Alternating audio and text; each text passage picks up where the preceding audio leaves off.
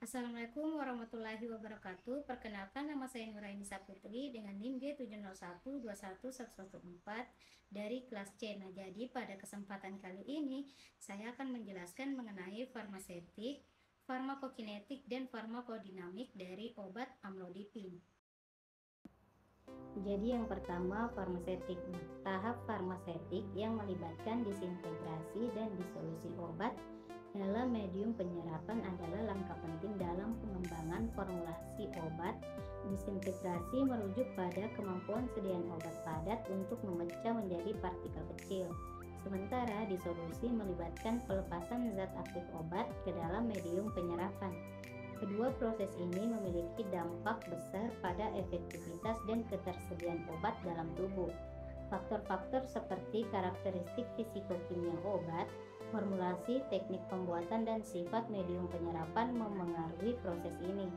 Memahami dan mengoptimalkan disintegrasi dan disolusi sangat penting untuk menghasilkan sediaan obat yang efektif dan berkualitas tinggi, yang mampu mencapai target terapeutik dalam tubuh dengan optimal. Selanjutnya, farmakokinetik. Nah, fase farmakokinetik melibatkan kompleksitas interaksi antara obat dan tubuh manusia, termasuk proses absorpsi, distribusi, metabolisme, dan eliminasi, atau yang biasa disebut ATMA. Absorpsi adalah proses penyerapan obat dari lokasi pemberian ke dalam aliran darah yang dipengaruhi oleh berbagai faktor termasuk formulasi obat dan karakteristik individu pasien. Distribusi adalah penyebaran obat ke seluruh tubuh melalui aliran darah yang dipengaruhi oleh faktor-faktor aliran darah, permeabilitas membran, dan afinitas obat terhadap jaringan tertentu. Metabolisme obat terjadi di hati dan di organ lain, di mana obat diubah menjadi metabolit yang lebih mudah diekskresikan melalui obat tubuh melalui proses seperti oksidasi, reduksi, dan konjugasi. Eliminasi obat adalah proses penghilangan obat dan metabolitnya dari tubuh, terutama melalui ginjal atau melalui urin, dan hati atau melalui empedu. Pemahaman tentang fase farmakokinetik diperlukan untuk menentukan dosis obat yang tepat, mencegah akumulasi toksik, dan memastikan efektivitas terapi yang optimal. Perubahan dalam farmakokinetik, terutama pada pasien dengan gangguan hati atau ginjal, harus dipertimbangkan dalam manajemen pengobatan yang aman dan efektif. Selanjutnya, farmakodinamik. Fase farmakodinamik melibatkan serangkaian proses kompleks dalam tubuh yang terjadi setelah zat aktif obat berinteraksi dengan target biologisnya seperti reseptor, enzim, atau protein lainnya. Ini mencakup aktivasi atau inhibisi jalur biokimia, modulasi fungsi seluler, dan perubahan dalam respon fisiologi atau patofisiologisnya. Efek dari interaksi ini bisa bermacam-macam, mulai dari perubahan aktivitas enzim atau neurotransmitter hingga pengaturan ekspresi gen tertentu. Faktor-faktor seperti afinitas obat terhadap target, potensi farmakologis, durasi tindakan, dan mekanisme aksi juga berpengaruh pada respon biologis yang dihasilkan. Pemahaman yang mendalam tentang fase farmakodinamik penting untuk mengoptimalkan efek terapeutik obat, mengantisipasi efek samping, dan merancang terapi yang sesuai untuk kondisi medis tertentu. Pengembangan obat baru sering melibatkan penelitian yang mendalam tentang potensi mekanisme aksi untuk menghasilkan terapi yang lebih spesifik dan efektif. Kemudian amlodipin. Nah, amlodipin adalah obat antihipertensi yang termasuk ke dalam kelompok calcium channel blocker atau yang biasa disebut dengan CCB. Obat ini efektif sebagai pengobatan lini pertama untuk mengontrol tekanan darah pada sebagian besar pasien dengan hipertensi. Selain itu, amlodipin dapat digunakan sebagai agen tunggal atau dalam kombinasi dengan obat antihipertensi lain jika tekanan darah tidak terkontrol dengan baik. Amlodipin juga dapat digunakan untuk mengobati iskemia miokard, termasuk angina stabil, angina presmetal, atau varian, serta dalam pengobatan angina yang refrakter terhadap nitrat atau penyekat dosis memadai. Namun, penggunaan amlodipin harus selalu sesuai dengan petunjuk dokter. Pemberian dan penggunaan obat ini harus disertai dengan edukasi tentang penggunaan dan konsumsi yang tepat serta aman. Selanjutnya, farmasetik dari obat amlodipin. Nah, ini adalah rumus struktur dari amlodipin. Amlodipin basilat harus berisi antara 97,0% hingga 102,0% dari zat yang dihitung berdasarkan zat anhidrat. Secara pemberian zat tersebut berbentuk serbuk putih hingga hampir putih. Dalam hal kelarutan, amlodipin basilat mudah larut dalam metanol, agak sulit larut dalam etanol, dan sulit larut dalam 2-propanol serta air. Baku pembanding yang digunakan adalah amlodipin basilat BPFI. Identifikasi dilakukan melalui spektrum serapan inframerah yang menunjukkan puncak maksimum pada bilangan gelombang yang sama dengan amlodipin basilat, serta waktu retensi puncak utama dalam kromatogram larutan uji yang sesuai dengan larutan baku pada penetapan kadar. Kemudian ada pun formulasi. Karena AD adalah obat fotosensitif, upaya telah dilakukan untuk memformulasikan tablet dengan teknik glifosolid untuk memberikan fotoproteksi terhadap obat aktif. Tablet dibuat menggunakan propylenglikol sebagai pelarut dengan perbandingan 1:1 dengan amlodipin desilat, apisil pH102 sebagai pembawa, silikon amorf ukuran nanometer, dan titanium dioksida baik sendiri ataupun dalam kombinasi sebagai bahan pelapis.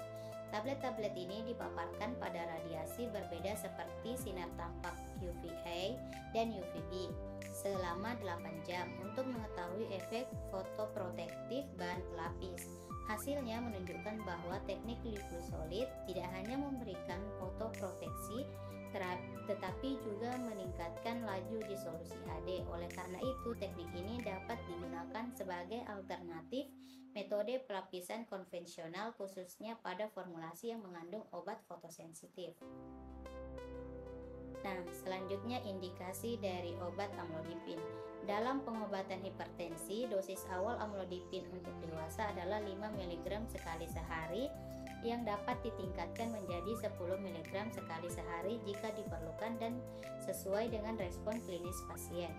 Untuk lansia disarankan untuk memulai dengan dosis yang lebih rendah dan menyesuaikan dosis berdasarkan respon klinis. Untuk anak-anak dalam rentang usia hingga 6 hingga 17 tahun dengan hipertensi, dosis awalnya adalah 2,5 mg sekali sehari yang dapat ditingkatkan menjadi 5 mg sekali sehari setelah 4 minggu jika respon klinis memerlukannya. Dalam pengobatan angina stabil kronik dan angina prismetal, dosis awal amlodipin untuk dewasa juga adalah 5 mg sekali sehari dengan memungkinkan peningkatan dosis hingga 10 mg sekali sehari sesuai dengan respon klinis. Untuk lansia disarankan untuk memulai dengan dosis yang lebih rendah dan menyesuaikan dosis berdasarkan respon klinis. Nah, selanjutnya farmakokinetik dari obat amlodipin. Yang pertama, absorpsi. Nah, absorpsi amlodipin adalah obat yang umumnya digunakan untuk mengobati tekanan darah tinggi dan angina. Proses penyerapan obat ini di dalam tubuh sangat baik dengan tingkat ketersediaan hayati yang tinggi, berkisar antara 64 hingga 90%. Waktu yang dibutuhkan untuk mencapai konsentrasi puncak dalam plasma darah adalah sekitar 6 hingga 12 jam setelah pemberian dosis. Hal ini menunjukkan bahwa amlodipin memiliki profil farmakokinetik yang cukup lambat, tetapi memberikan efek yang berkelanjutan dalam mengatur tekanan darah dan mengurangi gejala angina. Dengan demikian, pemahaman akan karakteristik farmakokinetik obat ini penting untuk mengoptimalkan manfaat klinisnya dalam pengobatan pasien. Selanjutnya, distribusi. Amlodipin obat yang digunakan untuk mengatur tekanan darah tinggi dan angina. memiliki karakteristik farmakokinetik yang menarik saat memasuki aliran darah ibu dan kemudian masuk ke dalam ASI. Volume distribusi amlodipin yang mencerminkan distribusi obat di dalam tubuh relatif besar, sekitar 21 liter per kilogram berat badan. Hal ini menunjukkan bahwa amlodipin memiliki kemampuan untuk tersebar luas di dalam tubuh setelah administrasi. Selain itu, amlodipin memiliki afinitas tinggi terhadap protein plasma dengan sekitar 97,5% obat terikat pada protein-protein dalam darah.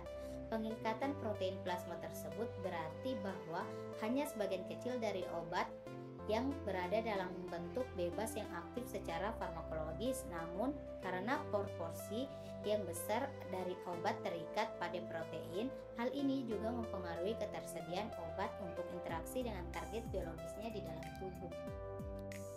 Selanjutnya, proses metabolisme. Proses metabolisme amlodipin, obat yang sering digunakan untuk mengatur tekanan darah tinggi dan angina, terjadi secara luas di hati. Dalam hati, amlodipin mengalami pemecahan atau transformasi menjadi bentuk metabolit yang tidak aktif secara farmakologis. Proses ini dikenal sebagai metabolisme yang merupakan tahap penting dalam siklus eliminasi obat dari tubuh. Metabolisme amlodipin menjadi metabolit tidak aktif sangat penting karena mempengaruhi aktivitas farmakologis dan ketersediaan obat.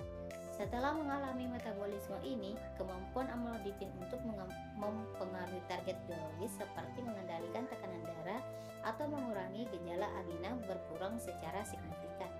Proses metabolisme obat di hati dapat dipengaruhi oleh berbagai faktor, termasuk interaksi obat dengan obat lain, kondisi medis tertentu, dan faktor genetik. Ekskresi merupakan proses vital dalam farmakokinetik di mana zat aktif obat dan produk metabolitnya dikeluarkan dari tubuh melalui berbagai saluran eliminasi termasuk urin, feses, serta dalam beberapa kasus keringat, air susu ibu, atau udara pernapasan. Setelah mengalami metabolisme di hati, amlodipin dan metabolitnya diekskresikan dari tubuh melalui urin. Sekitar 60% dari dosis yang diberikan diekskresikan dalam bentuk metabolit, sedangkan sekitar 10% diekskresikan sebagai obat tidak berubah, yang berarti obat yang belum mengalami perubahan dalam tubuh. Proses eliminasi amlodipin dari tubuh memiliki waktu paruh eliminasi terminal dan cukup panjang, sekitar 35-50 jam. Waktu paruh eliminasi terminal mencerminkan waktu yang diperlukan bagi konsentrasi obat dalam plasma darah untuk menurun menjadi setengah dari nilai awal setelah dosis terakhir diberikan. Paruh yang panjang ini menunjukkan bahwa amlodipin membutuhkan waktu yang cukup lama untuk sepenuhnya dieliminasi dari tubuh. Nah, selanjutnya farmakodinamik dari obat amlodipin. Mekanisme kerja dari obat amlodipin. Amlodipin adalah sejenis obat penghambat saluran kalsium dihidropiridin yang bekerja dengan cara mengurangi resistensi pembuluh darah perifer sehingga menurunkan tekanan darah.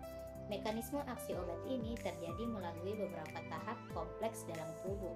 Pertama, amlodipin merelaksasi otot polos pembuluh darah koroner. Otot polos ini memiliki peran penting dalam mengatur diameter pembuluh darah. Dengan merelaksasi otot polos pembuluh darah, amlodipin memungkinkan pembuluh darah untuk melebar atau mengalami vasodilatasi.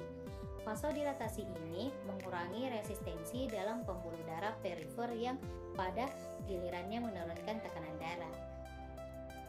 Selain itu, amlodipin juga menghasilkan vasodilatasi koroner.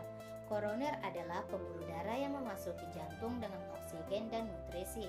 Dengan memperluas pembuluh darah koroner, amlodipin meningkatkan aliran darah ke jantung, memperbaiki suplai oksigen dan nutrisi ke jaringan jantung. Hal ini dapat membantu mengurangi gejala angina dan meningkatkan fungsi jantung secara keseluruhan.